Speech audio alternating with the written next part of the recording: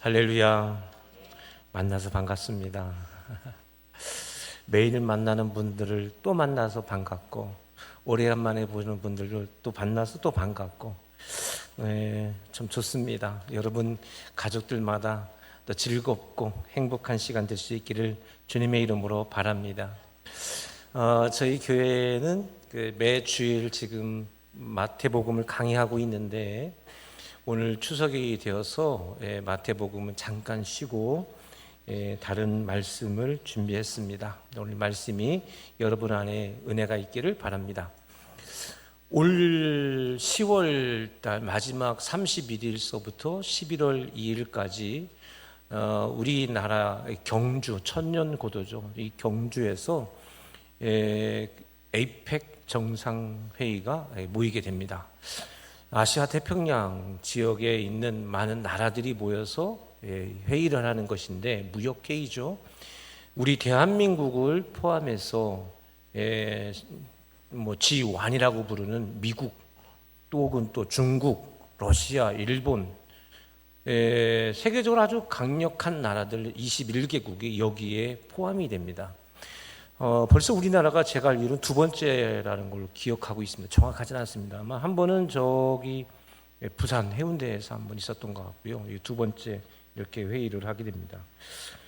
전 세계 교역량 50%가 넘는 그러한 이 나라들입니다. 그러니까 세계 최고의 나라들이 다 여기에 있다 말할 수 있어요. 그 많은 나라 중에 대한민국은 어느 정도일까라고 말한다면, 우리 국민들은 대다수가 그 나라들 중에 우리나라는 약한 나라라고 생각을 합니다. 근데 사실은요, 우리 대한민국이 어디 있는지는 잘 몰라요, 다른 나라들이. 그런데 제가 봐서는 그 나라가 지리를 안 배우는 것 같아요.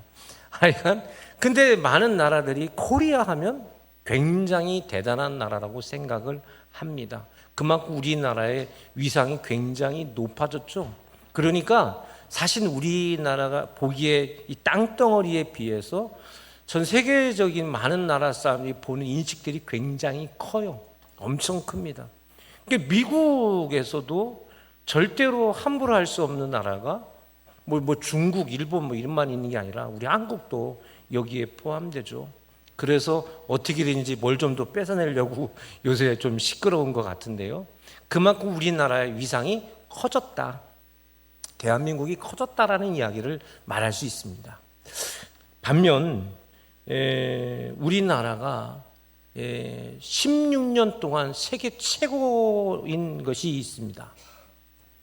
16년 동안, 무려 16년 동안 우리 대한민국이 세계 1위를 하고 있는 게 있죠. 한번 사진을 한번 볼까요? 이 사진이 무슨 사진인지 아십니까? 제가 다운받아 왔는데 생각보다 잘 나왔네요. 제가 찍은 건 아닙니다만 다운받은 겁니다. 저기가 서울의 마포대교입니다. 서울을 가보셨나 모르겠어요. 마포대교라는 데가 하도 사람들이 이곳에서 자살을 하니까 이곳에 이 동상을 만들어 놨어요. 이 뒷면에 보면요, 다음 사진입니다. 이렇게 뭐라고 써 있나요? 한 번만 더 동상이, 한 번만 더 생각해라. 이게 무슨 말이냐? 우리 대한민국이 이렇게 선진국 대열에 지금 들어와 있어요. 우리나라를 개도국이라 말하는 나라는 아무도 없습니다. 선진국이에요.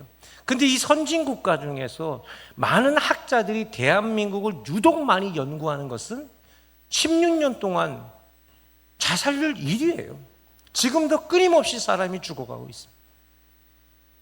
출산율도 마이너스예요, 마이너스. 그렇죠? 어떻게 0.7명이 존재합니까? 몸 하나를 떨어뜨리고 나는 것도 아니고, 이런 나라가 지금 우리 대한민국이에요. 강한 나라이고 큰 나라인데 뭐예요? 속은 약하다라는 이야기를 말하고 있습니다. 미국이라는 나라, 그리고 우리 북아메리카 대륙을 원래 살았던 그곳의 이 원주민들, 인디언들이죠. 그 인디언들은 남자 나이 만 13세가 되면 성인이라고 불러주고 성인식을 합니다. 네가 이제 만 13세가 됐으니까 너도 이제 어른이다 라는 거예요. 여러분, 우리는 어른 대접받는 걸 좋아하죠. 어린애 취급하면 싫어합니다. 우리 사모는 나이가 많이 먹어도 이상하게 자기가 장모님한테 늘 어머니한테 애기야 소리만 들어가지고 청년만 보면 다 애기야라고 하는데, 제가 뭐라고 그래? 애기야 부르지 말았대. 다 컸다. 30이 넘었다. 30이 넘었는데도 애기야라 불러주더라고요. 근데 우리는 애 취급당하는 거 싫어하잖아요. 그렇죠? 어른 대접 받고 싶잖아요. 그러면 이 인디언 부족들은 네가 어른 취급 받고 싶다면 반드시 통과 의례로 어른이 되는 그런 시험을 받아야 되는 거예요. 이게 뭐냐? 남자라면 누구든지 이 맹수가 들끓고 있는 정글에 들어가서, 이 숲속에 들어가서 하룻밤을 혼자 지내고 와야 되는 겁니다. 한 아이가 한 13세가 돼서 아버지가 데리고 산속에 들어갑니다. 산속에 들어가서 너 하룻밤 여기 있다가 집으로 와라 시켰어요. 그게 안 갈 수도 없고 가장이 두렵고, 근데 어쩔 수 없이 들어갔는데 밤새도록 그 늑대 소리, 그리고 뭐 곰 소리, 무슨 조그마한 바석거리는 소리만 해도 막 가슴이 두근두근 하는 거예요. 저도 청소년기에 산기도를 혼자 산에 들어가서 기도한다고 산기도를 들어가면 기도는커녕 무서워서 기도를 한마디도 못해요. 어디서 부스럭 소리가 나면 주여 하다가도 주여 이 소리가 납니다. 왜요? 너무 무서워요. 산에 속에 혼자 있는다는 게 무섭지요. 이 아이도 그랬습니다. 밤새 울면서 버텨서 아침이 됐습니다. 이제 짐을 챙겨서 집으로 오려고 하는데 숲속에서 갑자기 진짜 부스럭대는 소리가 나서 깜짝 놀랐어요. 이게 뭔가 해서 봤더니 밤새 아버지가 자기 주변에 떠나지 않고 활을 준비해서 언제 어떤 상황이 온다 하면 내가 바로 쏘겠다는 마음으로 밤새 아버지가 아들을 지켰다라는 그 이야기가 있습니다. 우리 소망의 가족 여러분, 또한 이 자리에 예배하는 우리 모든 성도 여러분, 이 아이가 담대해지고 담력을 가질 수 있도록 뭐예요? 밤새도록 그가 이렇게 지켰기 때문에, 사실은요, 한 사람이 담대해지는 것은 그가 이런 어려운 환경을 극복하는 것도 있겠지만 뭐가 있어요? 누군가 나를 지키고 있다는 그 믿음입니다. 할렐루야. 누군가 나를 지키고 있다는 그 믿음이 사람을 담대하게 만들어주는 것입니다. 여러분, 우리 그리스도인들뿐만 아니라 이 땅에 살아가는 모든 사람들, 우리가 이렇게 약해졌다는 얘기는 우리의 마음속에 뭐가 없어졌다? 담대함이 없어졌다는 뜻이에요. 담대함이 없어졌다는 것은 무슨 말이냐? 다른 말로 말하면 우리 안에 믿음이 약해졌다는 얘기예요. 믿음이 약해졌다. 믿음이 있다면, 내 안에 믿음이 있다면 담대해집니다. 우리 아이들이 마음껏 놀 수 있는 것은 부모가 내 주변에 있다는 믿음 때문에 마음대로 놀아요. 그런데 아무리 활동력 있고 신나게 놀던 아이도 부모님이 잠깐 어디 가서 너 여기만 좀 기다렸다가 있어라 하고 가면 그 자기를 아무리 잘 봐주는 사람이 있어도 기가 죽어서 꼼짝을 못해요. 저희 집 아이들이 3명이잖아요. 그래서 어렸을 때 아이들 데리고 놀이공원에 갔어요. 그 서울의 롯데월드를 갔는데 민망하게 맹랑하게도 말이죠, 모든 놀이기구는 몇 명만 타요? 놀이동산에 안 가보셨구나. 좀 놀러도 다니고 그래요. 교회만 이렇게 오지 마시고 놀러도 좀 다니시고. 4명밖에 못 타잖아요. 근데 우리 집 몇 명? 5명이야. 항상 우리는 뭐예요? 한 사람이 빠져야 돼요. 그렇죠. 그러면 제가 지혜를 씁니다. 어떻게 하느냐? 우리 집 할 수 없이 남자의 2명은 어느 집에 가야 돼. 그래서 잘 돌아보다가 딸만 딱 하나 있는 집이 있어요. 할아버지가 꼭 데리고 오는 집 옆에 가가지고, 야, 이번에 누가 따로 떨어져서 저걸 타야 되는데 누가 타면 좋을까? 그렇게 하면은 할아버지들, 아버지들 다 쳐다봐요. 딸만 있는 집에 가야 돼, 무조건. 아들 있는 집에 가면 알짜리 없어요. 그 가면은 그 집 할아버지나 아버지들이 우리가 책임진다고 다 책임져 줘요. 얼마나 잘 책임지는지 모릅니다. 그러면 한 번은 큰아들이, 한 번은 둘째가, 이게 서로 나눠가지고 놀이기구를 타야 되는 겁니다. 그럼 이 아들이 거기에 가서 줄을 서 있잖아요. 그렇게 신나게 놀던 애가 그 순간만큼은 얼마나 착실한지 조용히 가만히 있어요. 왜 그래요?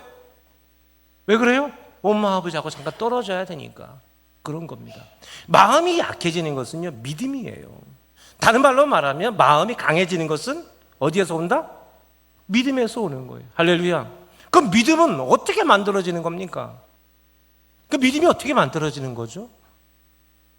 그 믿음이 있으면 우리가 담대해지고 우리가 이 어려운 세상 속에서 우리가 강하게 살아갈 수 있는 것이 믿음이라고 말한다면 믿음은 어떻게 만들어지느냐?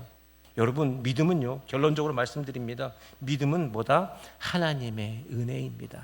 할렐루야. 하나님의 은혜를 받아야 믿음이 생기는 거예요. 오늘 히브리서 10장은요, 우리 크리스찬들의 정체성에 대한 이야기를 하고 있습니다. 우리는 누구냐? 우리 그리스도인들은 누구냐? 하나님의 자녀다.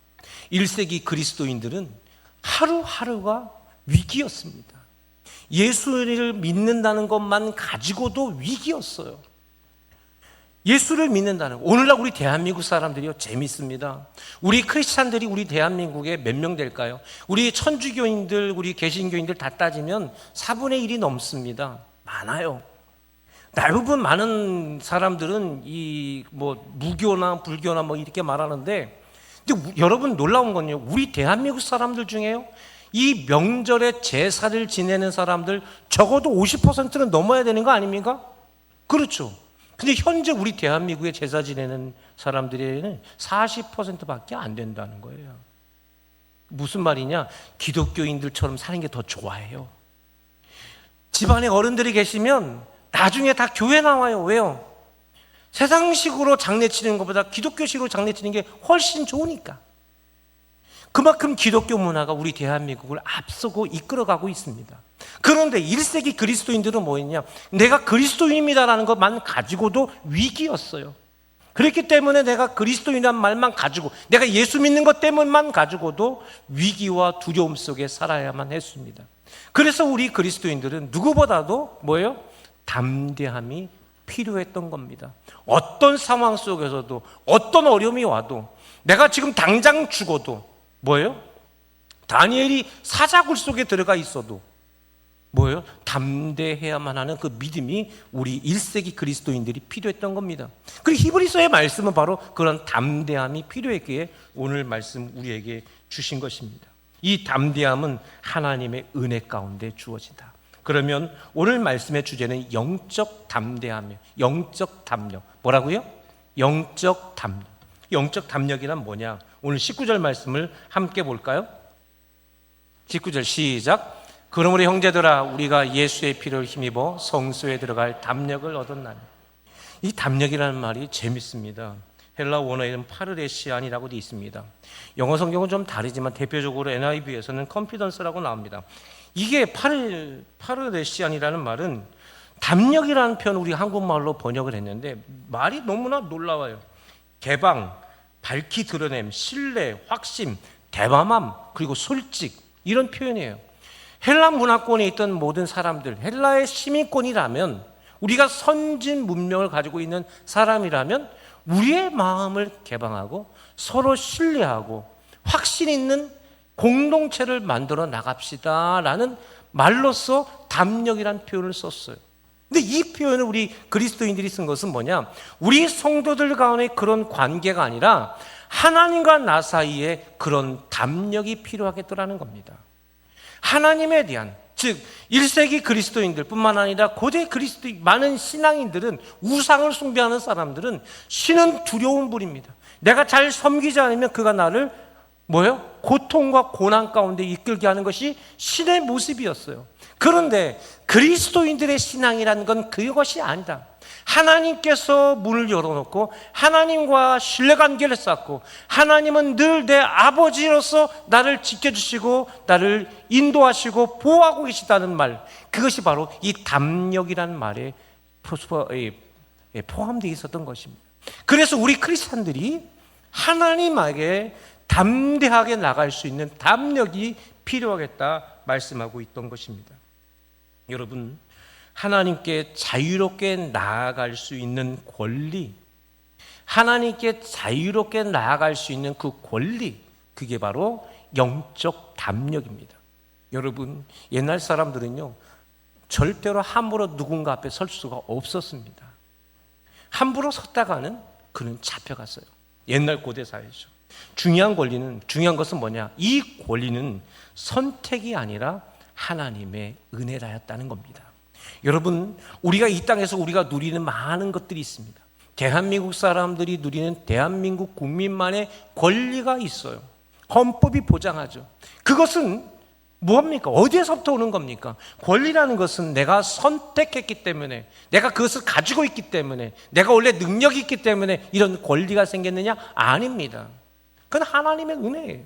우리가 이 땅에 살아가는 것, 삶의 많은 권리도 사실은 우리가 잘한 것처럼 보이지만 누군가의 희생을 통한 그 은혜로 우리가 이런 권리를 누리는 거예요. 그렇습니다. 여러분, 우리가 좋은 사회 속에 살아가고 있습니까? 우리가 좋은 시절 살아가고 있습니까? 누군가의 노력이에요. 할렐루야. 누군가의 노력이 없으면 이런 권리는 우리에게 주어지지 않습니다. 마찬가지로 영적 담력도 뭐예요? 하나님의 은혜. 근데 그 하나님의 은혜가 뭐였냐면 예수의 피의 헌신이었습니다. 예수님께서 십자가에 죽으심으로 말미암아 우리 모두가 성소에 들어갈 수 있는 담력이 생겼다, 이렇게 말씀하고 있는 것입니다. 여러분 모두가 이것을 믿기를 주님의 이름으로 바랍니다. 여러분, 성소는 거룩한 장소를 말합니다. 이스라엘 사람들은 성소에 아무나 들어갈 수가 없어요. 제사장만 들어가는데 이 거룩한 성소 중에서도 지성소가 있어요. 이 성소와 지성소는 대제사장이 1년에 딱 한 번만 들어갈 수 있습니다. 2번도 못 들어갑니다. 오직 한 번만 들어가는데 여기 제사장 몸에 방울을 달고 끈을 매달고 다닙니다. 그래서 들어가서 하나님 앞에 조금이라도 잘못한 게 있으면 그곳에서 저주받아 죽는단 말입니다. 그래가지고 방울 소리가 안 나고 그러면 끈으로 잡아당겨가지고 시신을 끌어내는 것이 이 대제사장이 이 성소에 들어갈 때 모습이었습니다. 그렇기 때문에 이 성소는 아무나 못 들어가요. 허락된 사람만, 대제사장 한 사람만 들어갈 수 있습니다. 그런데 이 성소에 우리 모두가, 이 형제들이라는 것은 우리 모든 성도들을 말하죠. 우리 모든 성도들이 그 거룩한 장소에 담대하게 들어갈 수 있게 되었습니다. 누구 때문에? 예수님 때문에. 예수님의 십자가의 보혈 피로 말미암아 우리 모두는 누구에게 직접 나갈 수 있습니까? 하나님께 나아갈 수 있게 되었더라. 할렐루야. 그렇기 때문에 여러분 한 사람 한 사람이 뭐예요? 예수님이 거하시고 하나님이 거하시는 거룩한 성소. 할렐루야. 여러분 자신이 거룩한 성소인 것을 믿으시기를 바랍니다. 나를 쉽게 생각하지 마세요. 하나님이 내 안에 계시면 내가 뭐예요? 거룩한 성소예요. 근데 거룩한 성소가 될 수 있었던 것은 예수님의 십자가의 보혈이었다. 여러분, 이것을 믿는 여러분 될 수 있기를 주님의 이름으로 바랍니다. 19절 말씀 바로 그런 거예요. 우리가 바로 그런 거룩한 사람들. 내가 조금 능력이 없고 내가 좀 남들보다 못하는 거 있다 할지라도 하나님이 내 안에 계시다는 것. 하나님 어떻게 계십니까? 예수님의 은혜로 내 안에 계시면 여러분 한 사람 한 사람이 세상에서 가장 귀한 자가 된다는 사실들을 여러분 모두가 믿기를 주님의 이름으로 바랍니다. 그러면서 20절 말씀에 보면 이런 말씀이 있죠. 20절 다 같이 시작. 그 길은 우리를 위하여 휘장 가운데로 열어놓으신 새로운 살 길이요 휘장은 곧 그의 육체니라. 아멘. 여러분 저를 따라서 한번 해볼까요? 살길. 여러분 살길. 여러분 살길이 막히니까 이 살길이 막혀 있으니까 두렵고 걱정되고 이거 어떻게 될지 모르가 두렵죠. 여러분 살길이 보이면 어떻습니까? 담대해질 수 있죠. 네, 이 살길 이게 어떻게 만들어지는 걸까요? 여러분 휘장 가운데라는 표현이 있는데 예수님께서 십자가에 못 박혀 돌아가셨어요. 돌아가시는 순간 제일 첫 번째 일어난 사건이 뭐였냐면 성전에 있는 휘장이 찢어졌어요. 이 휘장은 뭐냐? 모든 사람과 대제사장들, 일반 사람과 대제사장을 구분했던 자리예요. 그 휘장이 찢어져 버렸어요. 이제부터 하나님께서 이 장소인 성전에서가 아니라 여러분 한 사람 한 사람을 통해서 직접 예배를 받으시겠다. 그래서 휘장이 찢어지게 되는 거예요. 그 찢어짐으로 말미암아 우리에게 새로운 살길. 그 휘장은 누구다? 예수 그리스도가 새로운 휘장이 되었다. 할렐루야. 믿기를 주님의 이름으로 바랍니다. 그래서 모든 믿음의 사람들은 뭐예요? 모든 믿음의 사람들은 영적 담력이 주어진 것입니다. 영적 담력이란 뭐다?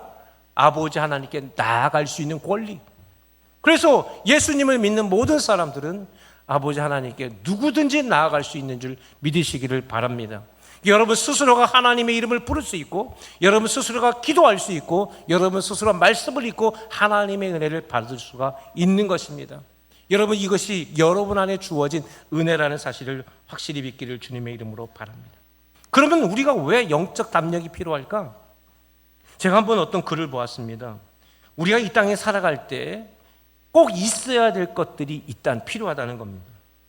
이 땅에 살아갈 필요한 담력들이 필요한데 그것이 다 쌍기역기로 되어졌대요. 뭐냐? 꾀가 있어야 되겠다.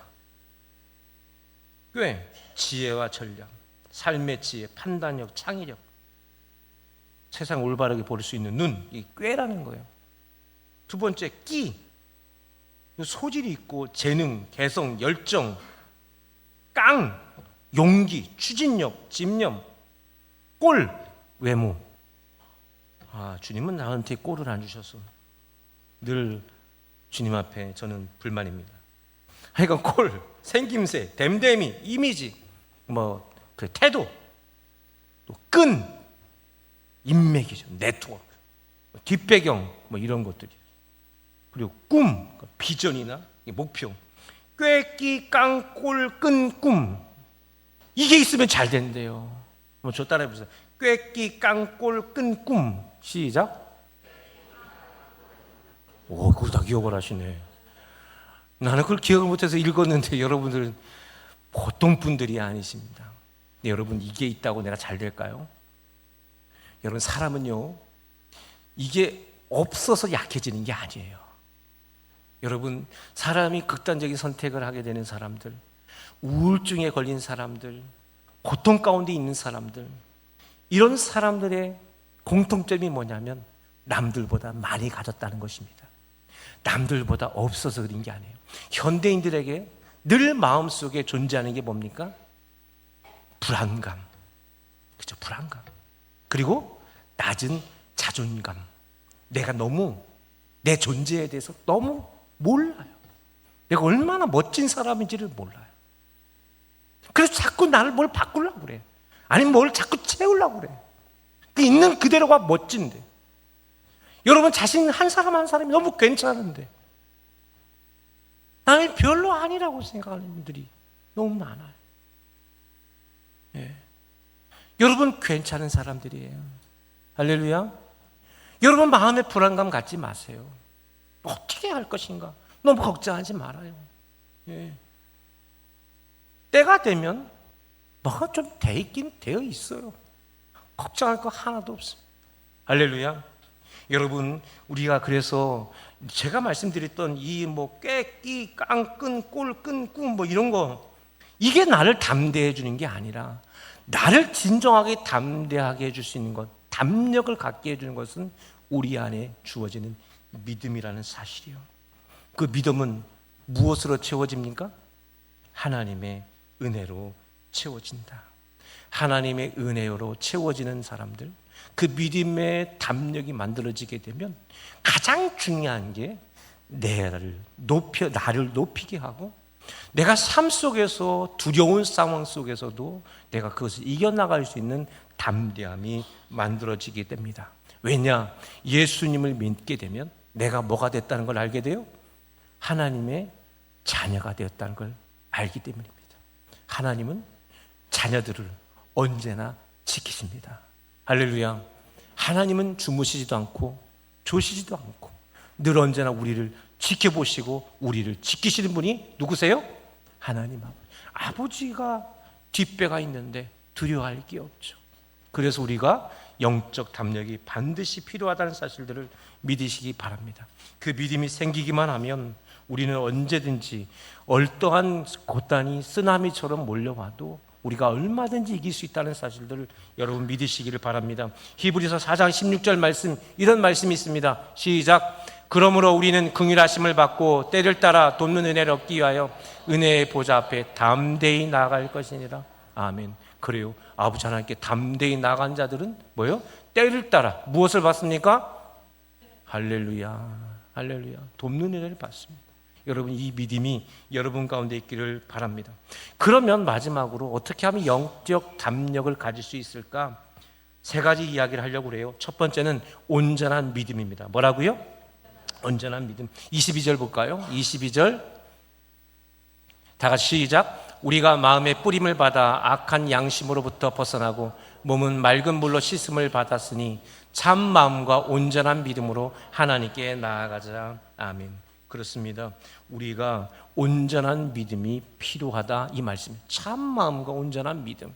우리의 심령이 내 세상 것들로부터 오염되지 않은 참 믿음의 모습으로 채워지는 그 온전한 믿음이 필요한 거예요. 그렇게 되면 우리가 뭐예요? 하나님 앞에 믿음으로 설 수 있다는 겁니다.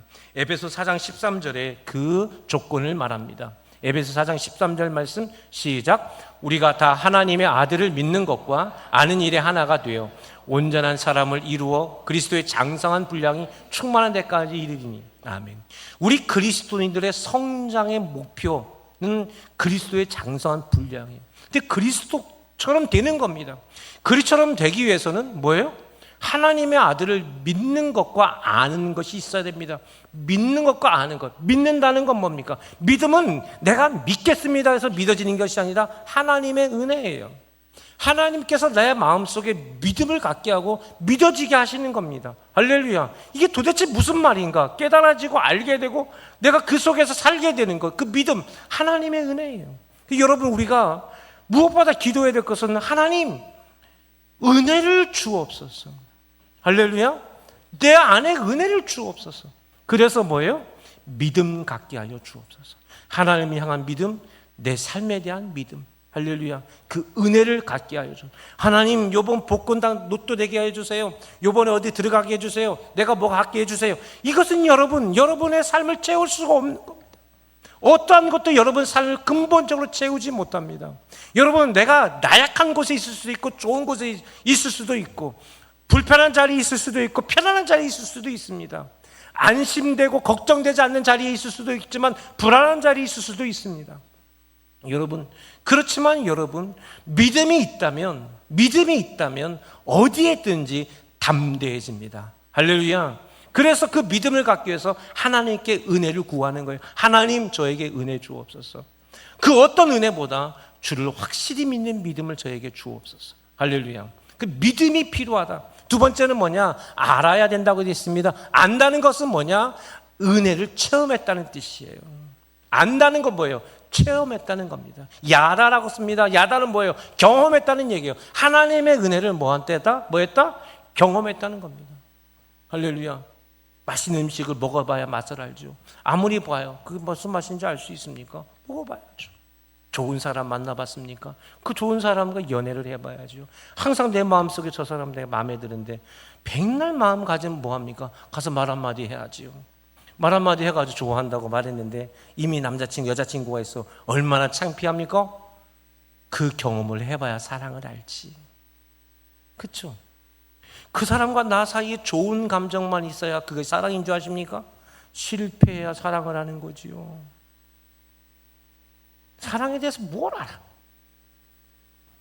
여러분, 사랑을 알아? 괜히 뭐 걱정돼서 나 싫어 못하고 저 사람은 나보다 더 좋은 조건인데 말도 안 되는 소리 하지 마세요. 여러분, 좋아하는 감정이 있으면 좋아한다고 말을 해야 돼요. 추석 명절에 시간도 긴데 차 한잔 합시다. 괜찮아요. 괜찮아요. 아, 내가 돈이 얼마 없는데 어떡해. 없으면 어때? 그냥 가서 짜장면 한 그릇 먹으면 되지. 세상에 수많은 사람이 있는데 첫 데이트를 짜장면 먹었던 사람이 누가 있겠어요? 얼마나 놀라운 경험을 해주는 겁니까? 두려워할 것도 없습니다. 싫어하면 어떻습니까? 실패하면 어떻습니까? 그 경험이 사랑인 거예요. 세상에 없는 경험을 하는 겁니다. 그래야 진정한 사랑을 깨닫게 되는 겁니다. 그 사람도 마찬가지예요. 그 사람도 그걸 경험해야 진짜 사랑을 아는 거예요. 진짜 사랑을 모르니까 우리가 어떻게 되는 거예요? 가정이 무너지는 거예요. 좋은 조건이 맞아가지고 만났어요.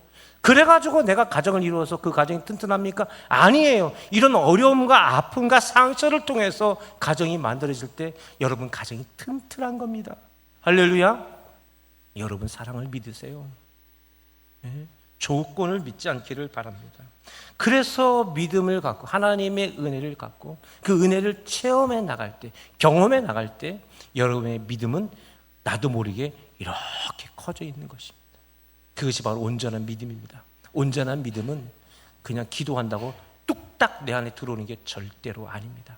실패의 경험, 아픔의 경험, 그럼에도 불구하고 또다시 일어서는 것, 그것이 여러분에게 하나님의 은혜이며 그 경험이 여러분들의 믿음을 튼튼하게 만들고 그것이 진짜 여러분의 것이라는 사실을 믿으시기를 주의 이름으로 바랍니다.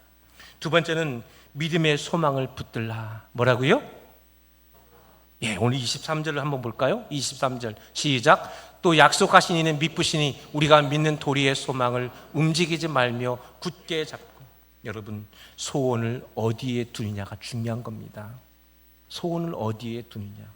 여러분 왜 불안합니까? 사람들이 왜 나약해지는 겁니까? 튼튼한 기초가 튼튼한 것들을 소망해야 되는데 튼튼하지 않은 것들을 소망하기 때문에요. 돈은요, 물질은요, 기초가 없어요. 여러분 주식 투자해보죠. 코인 투자하죠. 여러분 그거는요, 기초가 없어요. 든든한 반석이 없어요. 이게 어디로 날아갈지는 아무도 모릅니다.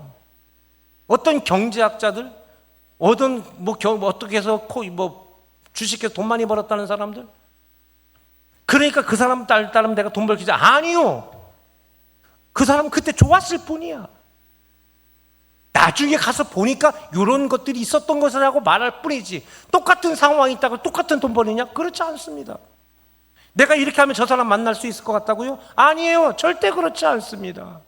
좋은 남자, 좋은 여자 만나는 것, 좋은 가정 꾸리는 것, 내가 좋은 직장 들어가는 것, 좋은 직장이라는 건 없습니다. 세상에 어떤 직장도 좋은 직장은 없어요. 직장은 뭐예요? 어려운 겁니다. 노동의 형장인데 어떻게 좋은 데가 있겠습니까? 다 힘들고 어려워요. 할렐루야. 다 힘들고 어려워요. 그건 기초가 없는 것들이에요. 기초가 든든한 것이 필요합니다. 그것이 뭐입니까? 하나님께만 우리의 소망을 둬야 되는 겁니다. 내가 이 땅에 열심히 살아가는 것, 내가 하나님의 은혜를 봐야 되는 것, 하나님의 나라, 내가 하나님의 은혜, 내가 하나님의 나라에 속한 사람이고 영원한 하나님 나라에 갈 사람으로서 나의 소망을 하나님께 두는 자들이 뭐예요? 설 수 있는 겁니다. 이 세상은 누가 만드셨습니까? 하나님께서 만드셨어요. 오직 기초는 하나님만 기초입니다. 그렇기 때문에 우리의 소망을 하나님께 두는 거예요. 할렐루야. 세상에 소망 두지 마시고 하나님께만 소망 두는 여러분 될 수 있기를 주의 이름으로 바랍니다. 마지막 세 번째입니다. 오늘 말씀에 저는 이거 하나만 기억했으면 좋겠어요. 서로 세워주라. 뭐라고요? 서로 세워주라. 24절입니다. 시작. 서로 돌아보아 사랑과 선행을 격려하라. 서로 돌아보라. 서로 돌아보라. 교회의 정체성이에요. 교회는요, 서로 돌아보는 것입니다. 교회는 공동체입니다. 그러니까 두 사람 이상이 모여야 교회인 겁니다. 그 교회는 공동체성이다 보니까 사람들이 착각을 해요. 그 공동체의 구성원이 많아야 좋은 교회인 줄 압니다. 100명, 200명, 300명, 1000명. 그래서 100명 단위, 10명, 20명, 50명 이하 단위 성도들은 100명 이상 되는 교회만 가도 야, 우리 교회도 이 정도 됐으면 좋겠다. 100명 단위 교회 다니면 200명, 300명 교회만 보면 야, 도대체 저기는 어떻게 좋을까? 저 목사님 얼마나 설교를 잘해서 저러나? 그런 거 생각합니다. 500명 꿈꾸는 교회들은 1000명 되는 교회들 보면 야, 대단하네. 1000명 교회는 10,000명 교회 꿈꿉니다. 10,000명 교회에서는 자기들이 제일 높은 줄 압니다. 대단한 교회. 좋은 교회. 야, 목사님은 대단해. 설교가 대단해. 그 교회 성도들 안내하고 교회 분위기를 보니까 엄청나. 야, 이런 교회 진짜 좋은 교회구나. 이런 교회 이름도 너무 멋지게 잘 져 있고. 그렇습니다. 성가대, 반주 착 해주고. 대단하죠. 근데 여러분, 교회는요, 공동체 구성원의 숫자를 교회라고 생각하는 순간 그 교회는 불행해지는 겁니다. 불행해지는 거예요. 여러분, 교회는요, 한 사람의 고민에 대해서 진지하게 반응하는 곳입니다. 다 같이 다시 한번요. 제가 읽어드릴게요. 교회는 한 사람의 고민에 대해서 진지하게 반응하는 곳. 그게 교회인 거예요.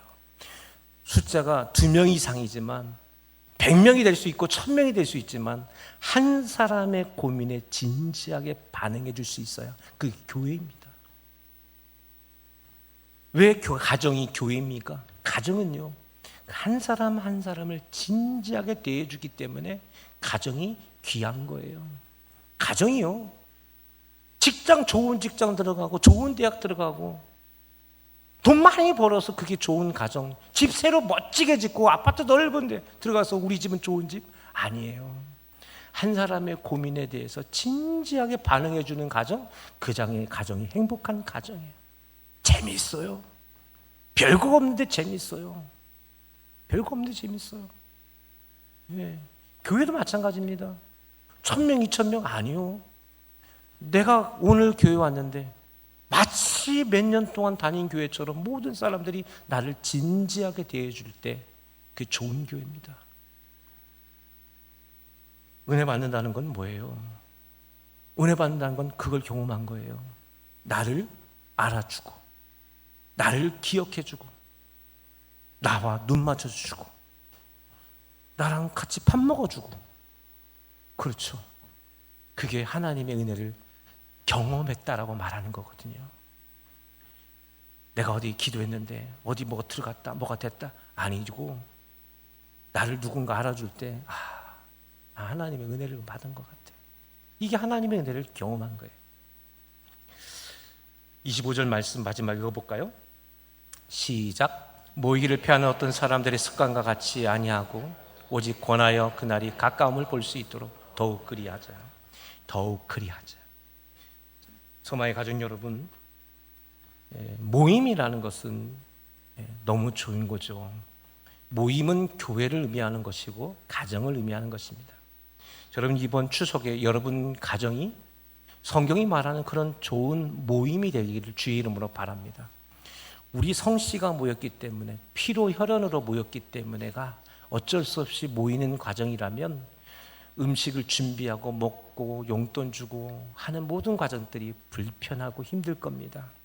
근데 이것을 오늘 말씀이 가져다주는, 우리에게 주는 영적인 담력을 키워주는 그런 과정이라 본다면 여러분 가정에서 이 모임은 행복해질 것입니다. 바라기는 여러분 가정에서 가족들을 대할 때 진지할 수 있기를 바랍니다. 서로 진지하게 대해주시고 따뜻하게 만나주시기를 바랍니다. 내가 볼 때 저 사람의 저 부족한 점, 아직 대학을 아직 못 들어갔다든지, 취업을 못했다든지, 결혼을 아직 못했다든지, 아니면 저 집에 지금 경제적으로 어렵다든지, 저처럼 뚱뚱하다든지, 그거 가지고 말할 필요 없습니다. 그가 부족한 게 아니라 내가 조급한 거예요. 내가 조급한 거. 무슨 말이에요? 내가 믿음이 없다는 뜻이요. 그 사람이 문제가 아니라 가족은요, 그게 없어야 되는 거예요. 가족이 모였을 때는 그런 게 없어야 가족인 거예요. 따뜻하게 맞이해주고 행복한 식탁을 나누고 서로를 위해서 마음껏 축복해주고. 할렐루야. 여러분 추석을 이렇게 맞이할 수 있기를 주의 이름으로 바랍니다. 아버지 하나님 감사합니다.